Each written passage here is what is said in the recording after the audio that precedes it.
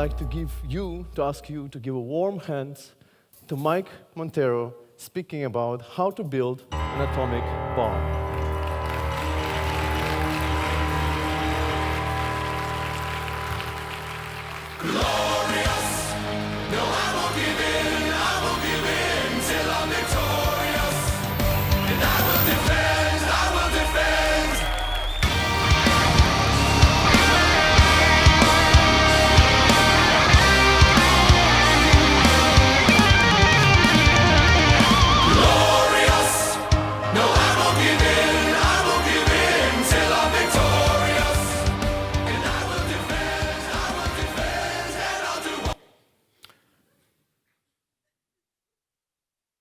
On September 23rd, 2017, Donald Trump declared war on North Korea. It was 8 p.m. He'd just eaten dinner, probably a couple of cheeseburgers, fries, Coke, or something that came in a big bowl of failure from Kentucky Fried Chicken. And he was probably watching Fox News while he did this. So he's getting angry, and his arteries are clogging up. And he finally gets angry enough to take a shit. Because like my Portuguese grandfather, he could only shit when he was angry.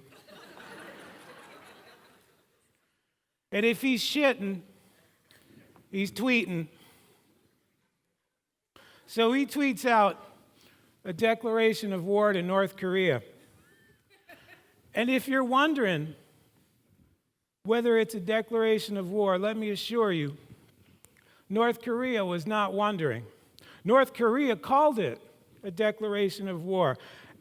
And in turn, they threatened to start shooting down U.S. bombers. Now, of course, once the North Koreans and the Americans start going at it, the Russians get involved, the Chinese get involved, other countries get involved, and somewhere down the line, you and I get fucked. We get blown up. An American president, while taking a cheeseburger shit,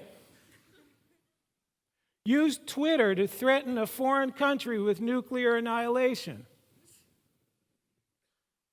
Luckily, Twitter's CEO, Jack Dorsey, was on that shit. He took a look at Twitter's rules and policies. He compared them to Trump's tweet. He made a very methodical list of which rules a nuclear threat was breaking. It turns out it's almost all of them. And then he did what he would have done with any other user behaving this badly on the platform. He suspended Trump's account. He behaved ethically. He moved quickly. He showed great resolve. And he exhibited, I can't even finish the sentence. No, son, he fucking did not. He did none of those things. He did nothing.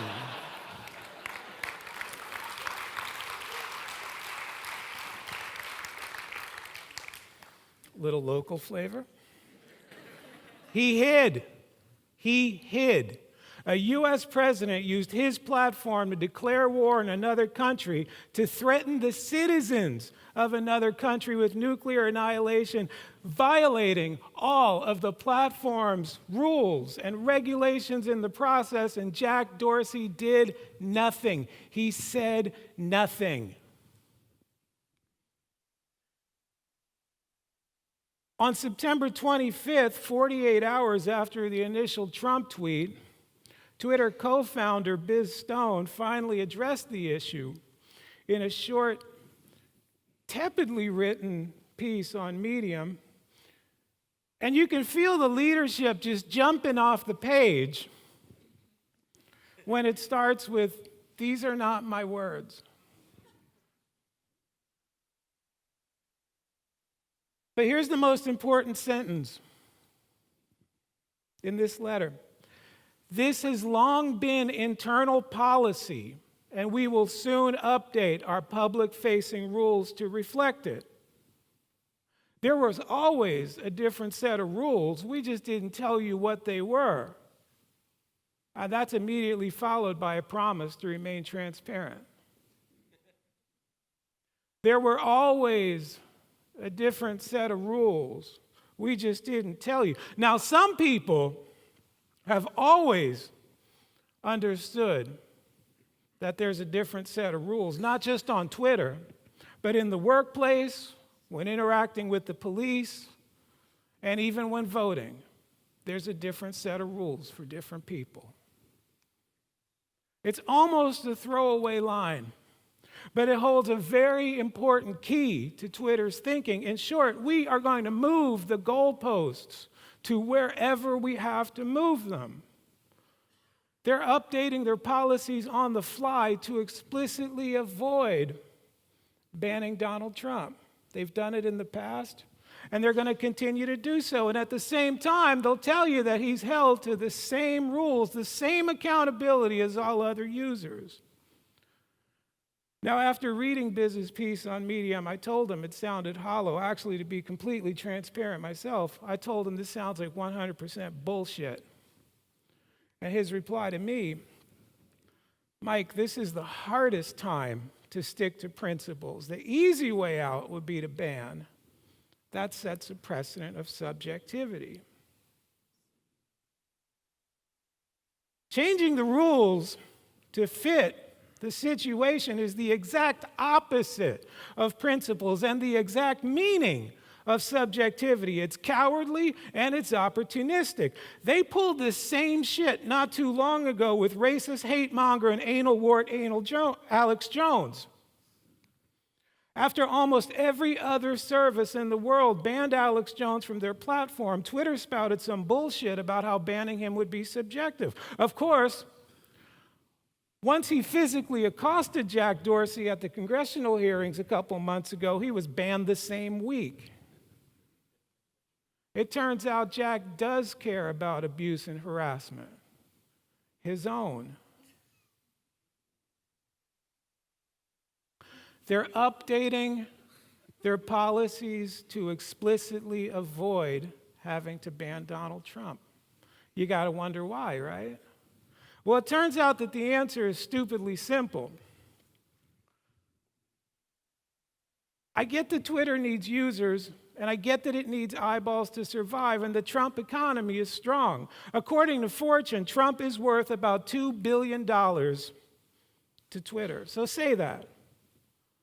Tell us this is a business decision, a horrible, stupid one, to be sure, but please don't wrap yourself in principle. Tell us that your business dies without him, and tell us that you're okay putting the world and all of us in danger to save your fucking business. Because that's what's going on. Fast forward a few months. April 10th, 2018. It's not hard to find a stupid picture of him.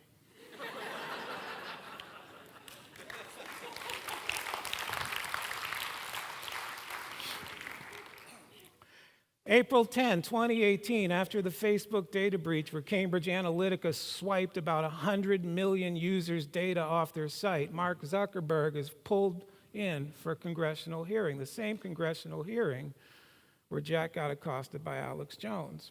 Democratic Congresswoman Anna Eshoo asks him, are you willing to change your business model to protect users' privacy?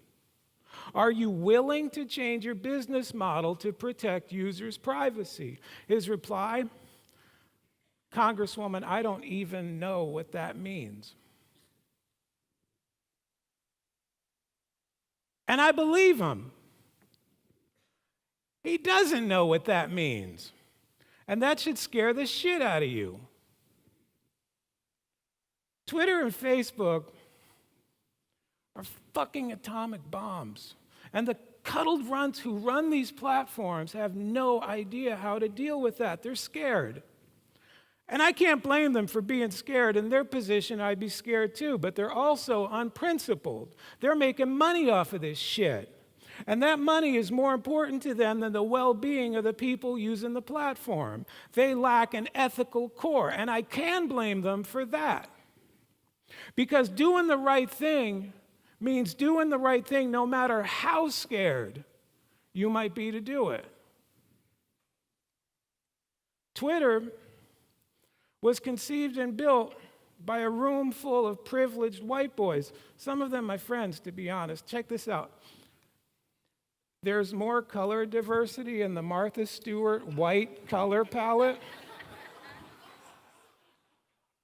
than on that couch.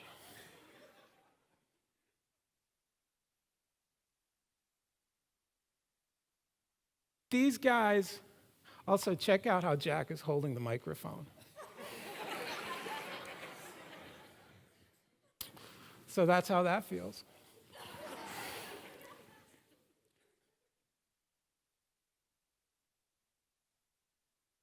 These guys never considered the possibility that they were building a bomb.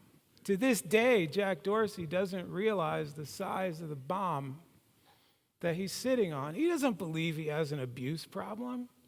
He doesn't believe he has a harassment problem. He believes he has a PR problem. He doesn't. In this day and age, if you're building a tool with a global reach, especially a tool in the social space, you simply cannot leave the building of this tool to a room full of white boys. Twitter didn't build in a way to deal with harassment, abuse, sexism, or racism. They didn't build those things into the platform because none of the people building the platform had ever experienced those things. And now, the problem is so baked into the core, so baked into the foundation of the platform that it's too big to fix without tearing it down. Especially, and here's the real problem, especially if you don't want to fix it.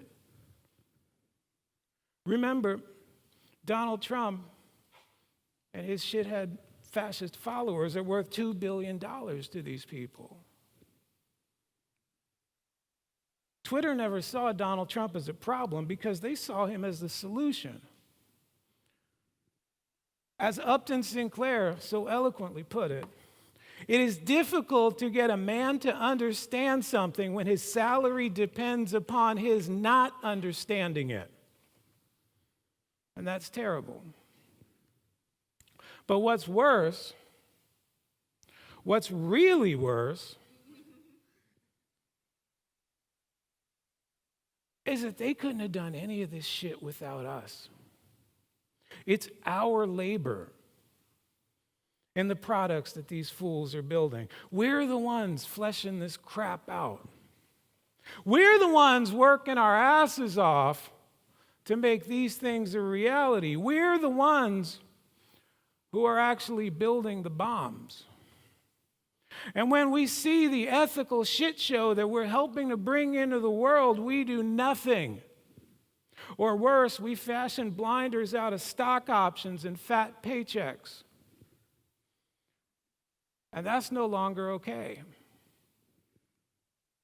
As designers, as developers, as engineers, as researchers, or whatever else you might call yourself these days, you need to realize that there is an ethical component to what we do, and it's more important than ever to exercise that judgment. It's not optional, and it's not something that you can adapt to the ethics of your employer because it's becoming very, very clear that they don't have any. And it's not something that you can save for a side hustle. It's got to be core. It's got to be core to what we do. If you see yourself as nothing but a pair of hands, please know that that blood is never going to wash off. Because right now, when I look out at the landscape of how we're spending our time, the precious little time that we have left on this earth, I see platforms that demean women, that demean minorities, that demean people based on gender, based on creed. I see hate. I see fear, and I see a bunch of rich white boys riding this toxic sludge all the way to the bank. What I do not see are tools to help those in need. What I do not see is a commitment to truth or a commitment to cut down on abuse and harassment. And before we can talk about how to do these things, it appears we still need to convince a lot of people that that's our job. Because I still run into a lot of folks who tell me things like, "But Mike, I'm just a pair of hands, man." Or, "But Mike, how am I supposed to pay my rent?" Or my personal favorite, "I'm changing things from the inside."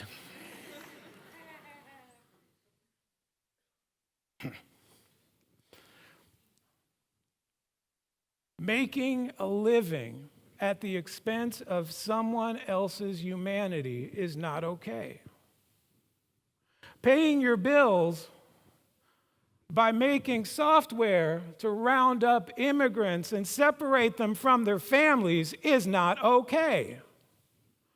Putting food on your table by protecting hate speech is not okay. And knowing this is all not okay, but turning a blind eye to it, pretending it's not there, well, that is really not okay. Don't ask how you're going to pay your rent working ethically. Ask why the hell you're open to working unethically in the first place. Your right to earn a good salary does not supersede someone's right to live with dignity.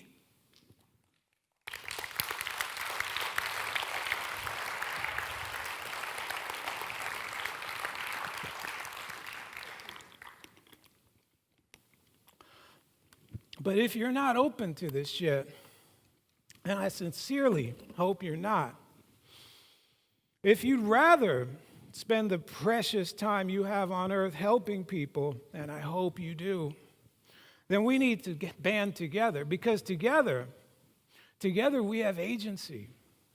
Together we're a force. Together we can do things that we cannot do on our own. And because I didn't come here today to get you down, I came here to raise you up. I came here to make you feel good. I came here to help you understand how powerful you truly are. Because since the dawn of humanity, we have been problem solvers. These cuddled runts of Silicon Valley want to change the world. Well, we actually have. And it's time that we do it again. And I showed up with tools. I got these little booklets, design ethics booklets. I brought a bunch with me. I can give them out to you at the end of the talk. They're fun.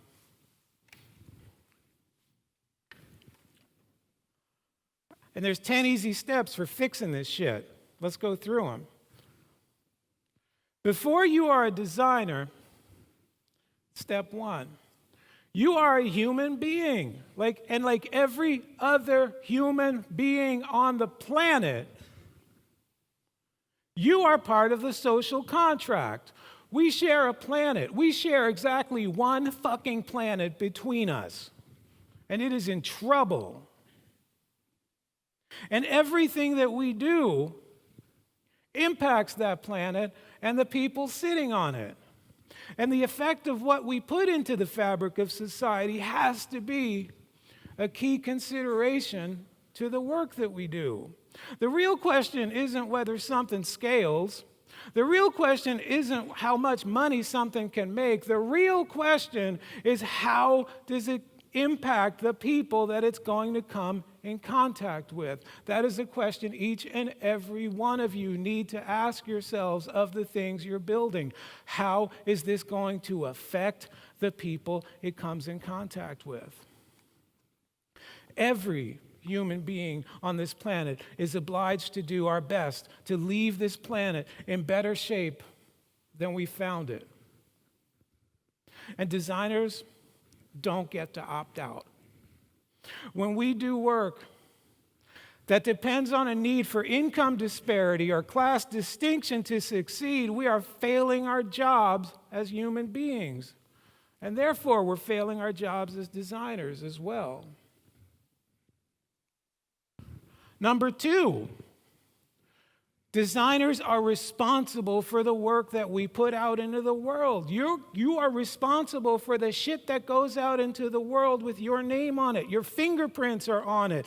And while it's certainly impossible to predict how any of your work might get used, it shouldn't be a surprise when work that is meant to hurt someone actually hurts someone.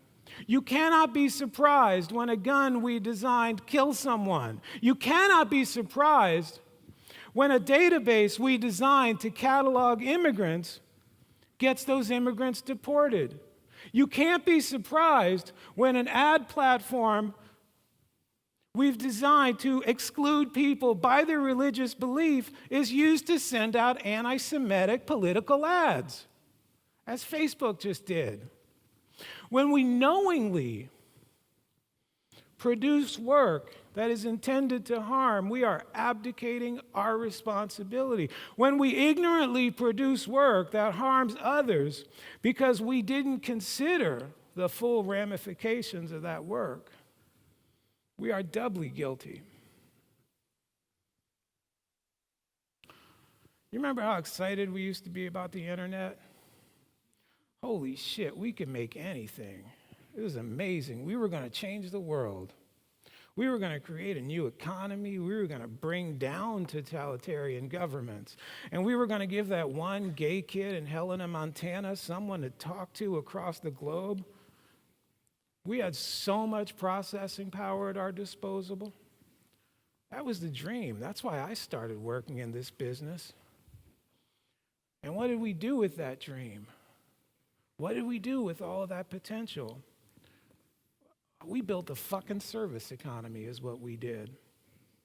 Where by definition, you need a group of poor people and a group of rich people for it to work. And the poorer the poor people and the richer the rich people, the better it works. The story of the internet right now is the story of the service economy. It's the story of having and not having. It's the story of increasing the difference between the two. It's the story of fucking people over to make money. And this is where Silicon Valley is dumping all of its money right now. We are purposely and knowingly building a society that needs income disparity to exist. That wasn't the plan. And when I come out to places like this, when I give talks around the world, and I hear people say, hey, we want to be the next Silicon Valley, I got to ask myself, what the fuck is wrong with you?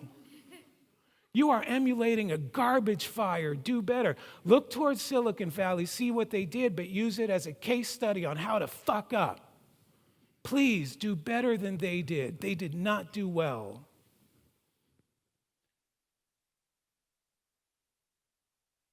Let me introduce you to somebody you've probably never heard of. This is James Lang. James Lang was an engineer at Volkswagen. You remember when Volkswagen got caught cheating on their emissions tests? James designed that software. And a court took that software apart, and they realized that there was absolutely no way that James could have accidentally designed this to do what it did. They decided this was done with full intention to cheat people. This was done with the full intention to cheat regulations. That was fucked.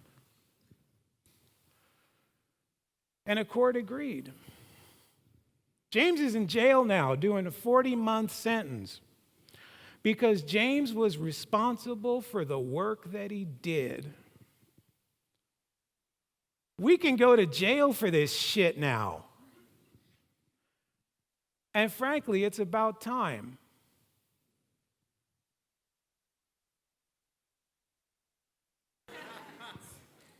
Local color.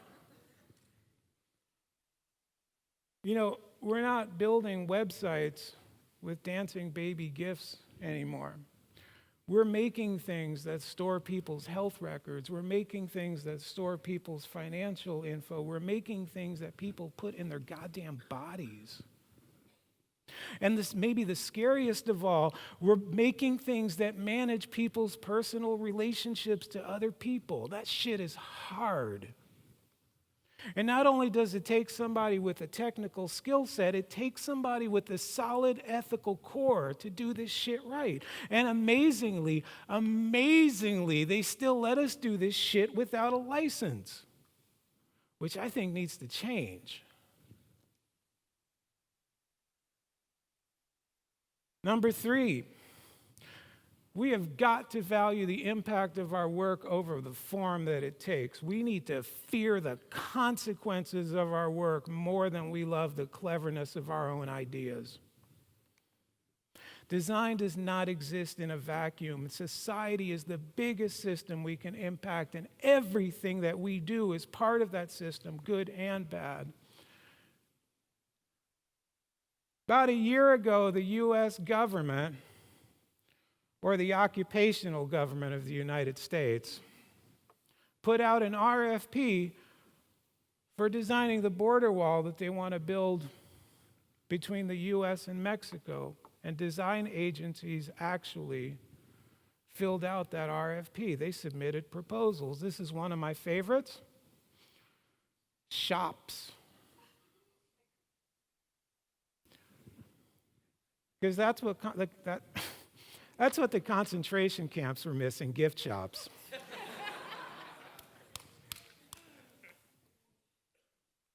Ultimately, we're going to have to judge the value of our work based on the impact that we have on society, not on any bullshit aesthetic considerations like this. An object that is meant to harm people cannot be said to be well designed, no matter how aesthetically pleasing it might be. Because to design it well is to design it to harm others. Nothing a totalitarian regime designs is well designed because it has been designed by a totalitarian regime. And that includes that goddamn border wall. Anybody here familiar with John Rawls? All right. Dude wrote a book. It's 800 pages. You're not going to read it. But one of the things that he writes about is this idea, which I think we all need to get really familiar with, called a veil of ignorance, which is pretty genius. In short, if you are designing a society, imagine that your role gets chosen after you design it.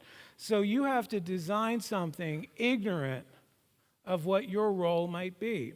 For example, if you're designing a society in which slavery is legal, you better be okay being a slave.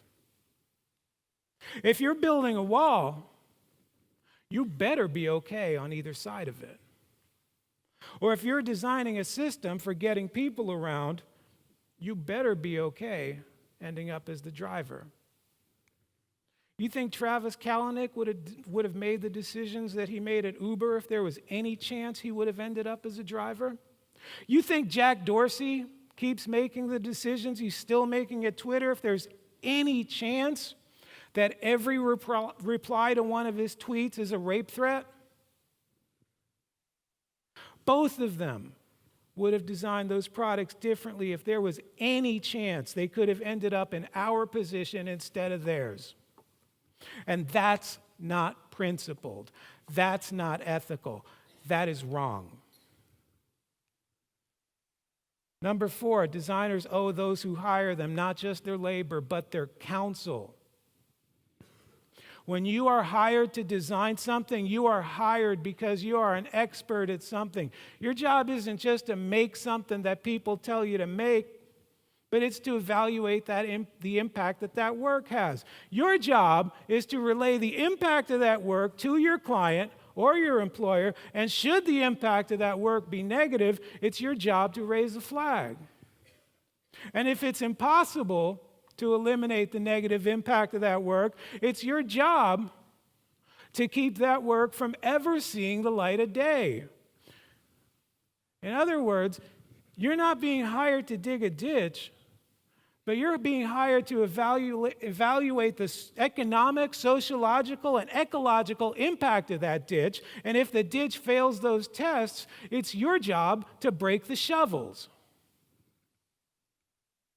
A designer uses their expertise in the service of others without being a servant. Saying no is a design skill. Asking why is a design skill. Rolling your eyes is not a design skill. Asking ourselves why we are making something is an infinitely better question than asking ourselves whether we can make it. Number 5, a designer welcomes criticism. No code of ethics should protect a designer from criticism, be it from clients, the public, or other designers.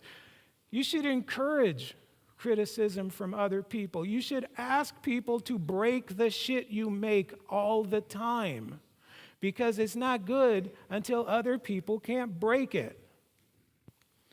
And the role of criticism, when given appropriately, is to evaluate and improve work. It's a gift. It's a gift that we can give each other. It makes our work better, and it keeps bad work from ever seeing the light of day. And for the record, no, Jack Dorsey has not thanked me for his criticism.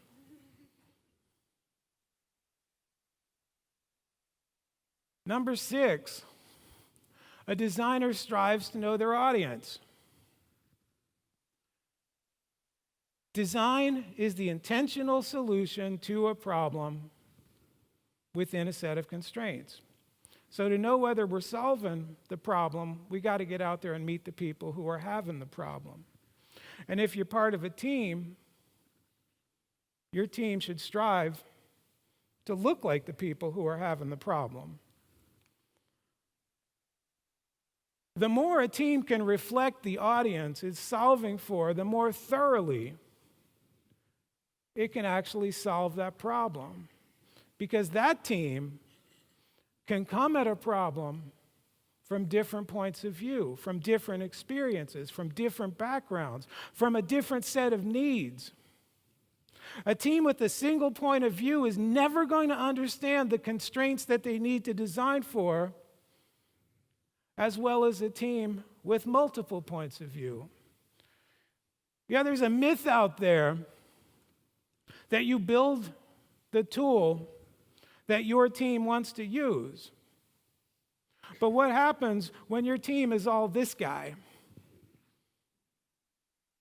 Because that's every engineering team in Silicon Valley.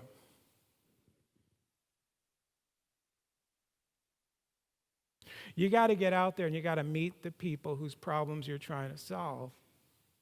And if you can't map every single thing on your product roadmap to a problem that somebody is having out there in the real world, you got the wrong roadmap. And look, I could go the route of making the business case for this. Like, why would we ignore 50% of our possible users? Why would we leave 50% of our possible profit on the table? Why ignore the buying power of these different groups? Women have money, gay people have money, people of color have money, yada, yada, yada. But quite honestly, I'm pretty tired of money and profit being the reason why we sometimes accidentally end up doing the right thing. We got people that care about accessibility by convincing them that Google was the biggest blind user in the world. Remember that? We actually fucked ourselves with that. Because if we're saying that we should take women seriously because of their buying power, well, what are we saying about refugees? What are we saying about undocumented immigrants? What are we saying about children in danger? We need to value human life, all human life, because it's human life, not because it's a potential profit center. We need to stop thinking of people as consumers and start thinking of them as fellow human beings again. Because we don't believe in edge cases. Because when you decide who you're designing for, you're making an implicit statement about who you're not designing for. For years, we referred to people who weren't crucial to our product's success as edge cases. We were marginalizing people, and we were making a decision that there were people in the world whose problems weren't worth solving. Facebook now claims to have about 2 billion users. What percentage of those are Russian bots? I don't know. But 1% of 2 billion people, which most companies would consider an edge case, that's 20 million. That's 20 million people. For a company like Facebook, 20 million people is an edge case, and those are the people at the margins. Those are the trans people who get caught at the edges of real names projects. Those are the single moms who get caught on the edges of both parents must sign permission slips. Those are the elderly immigrants who show up to vote and can't get a ballot in their native tongue. These are not edge cases, these are human beings. And more than anyone, these are the people who deserve our best work. Number 8, you are part of a professional community, and the way that you do your job and the way that you handle yourself professionally affects everybody in that community. Just like a rising tide affects all boats, taking a shit in the pool affects all swimmers. It's funny. Okay. If you're dishonest with the client or with an employer or with a coworker, the person behind you pays the price for that. If you don't hold your ground on doing bad work, on doing unethical work, the person behind you is going to have to work twice as hard to make up for that. And as a professional community, it is really time to get our asses organized, because I have to hope that there are designers at Facebook who want to do the right thing.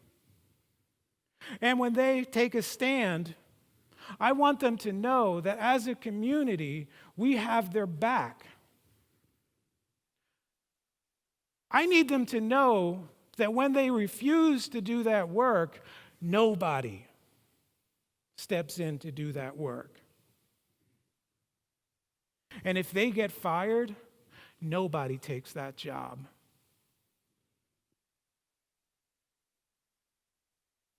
Number 9, a designer welcomes a diverse and competitive field. You know, throughout our entire careers, we seek to learn. And that means confronting the things that we don't know. That means listening to other people's experiences. That means welcoming and encouraging people who come from diverse backgrounds, diverse cultures. That means making space at the table for people whose society has historically kept down. We've got to make space for traditionally marginalized voices to be heard in this profession, because diversity leads to better outcomes and solutions. Diversity leads to design. And look, when your women's summit panel has less women than the Yale men's crew team, you fucked up, son.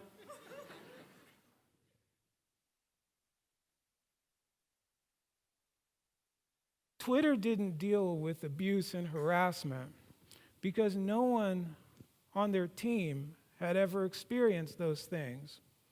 Facebook had to walk back their real names policy once they were confronted with the fact that there are people out there who, for various reasons, can't use their real names, or whose government doesn't recognize their real names.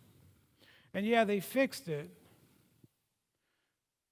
But had they talked to, or better yet, had they hired some of these people, they might have avoided the problem altogether. It took Twitter a full year to implement blocking on their platform, a full year. And I was recently interviewing Heather Champ, who used to run trust and safety at Flickr. Remember Flickr? And I asked her how long it would have taken her to implement that feature if she had been on the founding team at Twitter. We wouldn't have launched without it, she said. This shit matters. Oh, well, what about empathy? We don't really need to hire any of these people because we can feel what it's like to be them. Empathy is a pretty word for exclusion, at least the way that I've seen it used around Silicon Valley. Vivian yesterday came up here and did an amazing talk where she spoke about the actual meaning of empathy, and that is real. But the way that I hear it being talked about in places like this is as an excuse not to hire people that don't look like the company founders. It turns out that you don't have to empathize with how women would feel. You can actually hire them. They're not extinct. You don't have to empathize with how people of color would feel. You can hire them. They are also not extinct, even though the U.S. government is doing their best job to try to make that so. And finally, number 10, a designer takes some time for self-reflection. You know, no one wakes up one day deciding to throw their ethics out the window. It happens slowly, one slippery slope at a time. It's a series of small decisions that might even seem fine to you at the time, and before you know it, well, you're making excuses for why you won't kick Nazis off your platform. Jack Dorsey didn't wake up one day thinking, I know, I'll build an atom bomb. It happened slowly. And there are several reasons why it happened, but I can tell you that there were several points at which it could have been stopped. But Twitter chose to ignore those. Some of it was out of ignorance. The company didn't employ the type of people who could see the problems that they were going to have. But you can only use ignorance as an excuse once. Now, some of it was out of greed. Remember, we're talking about Trump being a $2 billion business for these people. But since these problems have been around for a long time, I have no choice but to believe that Twitter is working exactly how Jack Dorsey wants it to work. So please, take the time for self-reflection. Evaluate the decisions that you're making. Are you staying true to who you are? Are you slowly moving your ethical goalposts a few yards at a time with each raise and with each stock option award? Have you veered off course? Well, correct it. Is your workplace an unethical hellmouth? Get another one. Your job is a choice. Look, I started this talk by giving Twitter a lot of shit, and to be fair, they deserve all of it. But let me be clear on why. There was a time when Twitter was great. It really was. Most of the people I know I met on Twitter. The fact that I'm standing up here in front of you right now probably has something to do with something I said on Twitter at some point. I learned to be a better writer on Twitter. And I get that I was really privileged to be able to do these things and to be a smartass on Twitter, because most of the time when I tweeted, even something incendiary, nobody threatened to rape or kill me. And there's a lot of people for who that's the norm. And Twitter, by doing very, very, very little to fix that, I've shown that they're okay with that being the norm. I don't hate Twitter as much as I mourn it. I still think of what it was and what it could have been. And then I think of all the people whose voices have been silenced. I think of all the people who've had to go away. Twitter's sins are twofold. Their origin story, like many origin stories in Silicon Valley, emerge from a monoculture. People who come from too similar a background and the same experiences designing a tool for a world that's more diverse than they are, without taking the experiences of that diverse world into account.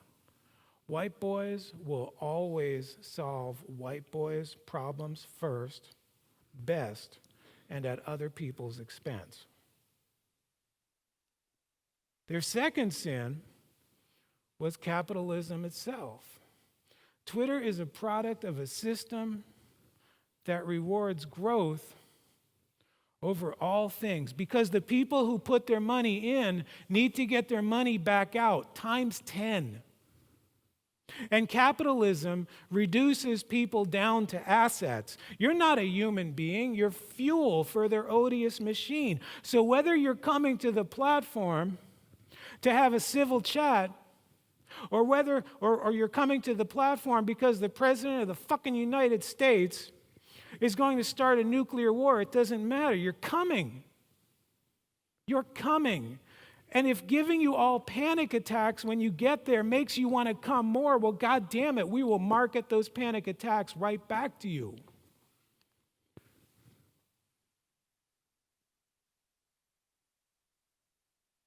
We are all going to die. I hope this isn't a shock to anybody in this room. This is known. So we have a limited amount of time on this planet to leave a mark.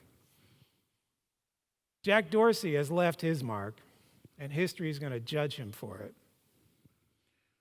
But what I want you to think about before you die, which I hope is a long time from now, is what kind of mark you want to leave. Do you want to whittle the days away making idiotic boy children rich while they silence the people who need us the most? Or do you want to earn that death by using your skills to help the people who need you? So before I leave, I want to remind you of 3 things.